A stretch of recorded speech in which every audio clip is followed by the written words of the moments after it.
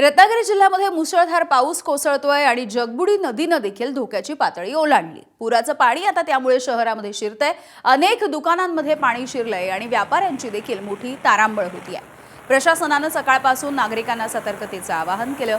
मात्र संततधार कोसळणाऱ्या पावसामुळे खेड शहराला पुराचा मोठा फटका बसलाय। शेकडो एकर भातशेती पाण्याखाली गेली आहे। खेड खाडीपट्टा मार्गावरच्या अनेक ठिकाणी पाणी साचून राहिलं। पुढील 48 तास मुसळधार पावसाचा इशारा असल्यामुळे प्रशासनानं नागरिकांना सतर्क राहण्याचं आवाहन केलेलं आहे, सूचना केलेल्या आहेत। आवश्यक असेल तर सुरक्षित ठिकाणी स्थलांतर करण्याचं देखील आवाहन करण्यात आलंय।